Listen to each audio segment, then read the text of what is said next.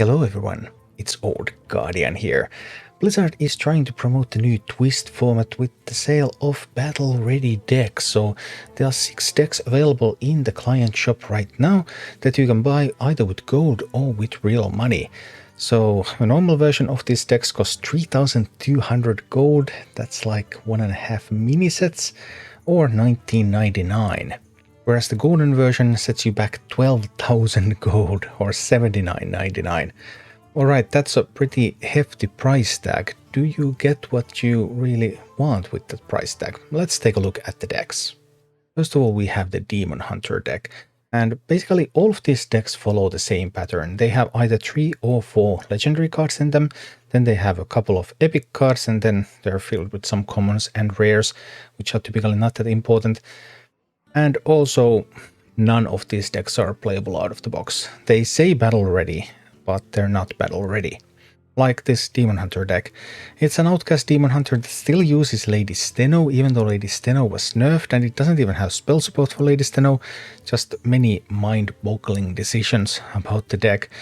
Lady Steno obviously useless, but right now, when I'm making this video, you can still disenchant Lady Steno for 1600 dust, the full dust refund.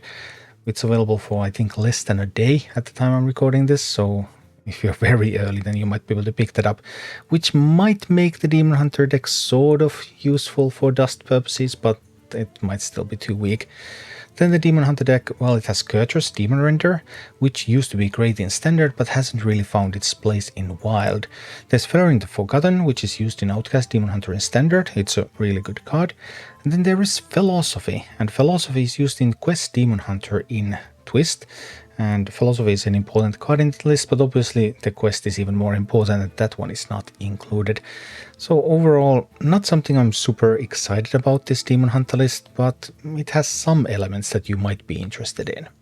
By far the most interesting battle-ready deck is the Druid deck. Not because the Druid deck would be any good, this Druid deck is absolutely, it's miserable. And it has stuff like Topiary the Sharpgazer, even though there's only 2 nature spells in the entire deck. It has Cherry Carpenters, even though there are no choose one cards in the deck, so it is not a functional deck. But what it gives you Lost in the Park.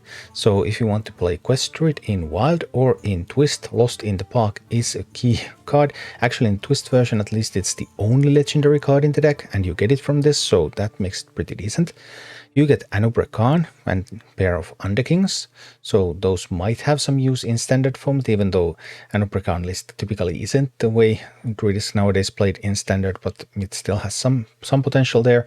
And then there's Whiteheart Guff, and Whiteheart Guff still is played in Druid in Wild as well.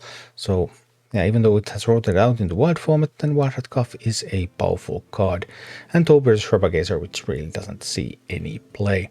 But Lost in the Park and Anub'arak Khan and Underkings make this Druid deck potentially the most interesting one of all the battle-ready decks. Then we have a Mage deck. Mage deck comes with Evocation, Sorcerer's Gambit, yeah, you won't play with those in Wild, and Infinitize the Maxitude, which currently does see some play in Standard format. But overall, like, if you think what kind of Mage decks people are playing, like in Twist format for example, like in Standard, then yeah, this just isn't it. The Paladin deck has something interesting to offer. There's Lord Barrow, which is some niche play in Wild format. There's Lady Liadrin and the Librams, which aren't really strong enough in Wild. I'm not sure if they're strong enough in Twist either. There's Countess, which is an excellent card also in Standard format. There's Lightforge Cariel, which is playable in Twist, also potentially playable still in Wild. There's a pair of Librams of Hope, which are epic cards, but that Libram package, yeah. Well, Barrow, Countess, Cariel, this has some elements that you could be interested in. Then there's the Rogue deck, and the Rogue deck does include one of the best Rogue cards of all time in Shadow of Demise. Each time you cast a spell, transform this into a copy of it. I mean, as long as there's going to be a Rogue, there's going to be Shadow of Demise in Rogue decks. Shadow of Demise is a wonderful card, it's going to be useful throughout the history of Hearthstone. So yeah, that's one good legendary. Then there's Edwin Defias Kingpin, Shadowcrafter Scabs, but they are not seeing nearly as much play nowadays, so yeah, bit awkward, well, like these decks are. And finally there is a warrior deck, comes with Remonia Living Blade, which is really cool, but also not very strong. Sometimes played in standard, but for the most part not even in standard in Rich Warrior. There's Rokar, the Valorous, hasn't really found its spot in wild. Used to be played in standard a lot. There's Rattlegore. Well, Rattlegore is just a bit on the slow side, so yeah, I probably wouldn't invest in this one either. So what can we say about the battle ready decks? The battle ready decks are, well, they are not battle ready. You don't want to play any of these decks on the ladder. You buy the deck, you scavenge it for parts. That's what they're for. Is there enough dust value to justify the investment? Not really, no. Maybe Lady Steno, as long as the discount lasts, the full refund lasts. Maybe there's something to the Demon Hunter, but probably just no. And then, are the cards in these decks good? Are they strong? Are they playable in standard format? Are they playable in twist, in wild? Many of these cards are not available in standard anymore. Only a couple of the important expensive cards are still available to play in standard, like Remonia, for example.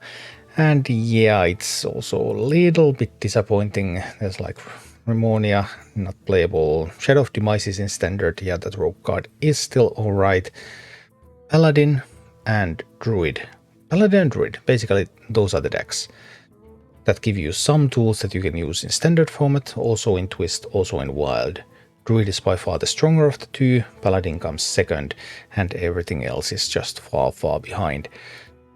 But overall I would probably just skip these, but those couple of decks, if you want to play those classes a lot and you can find use for multiple of the more expensive cards in those lists, then they are definitely something that you could consider.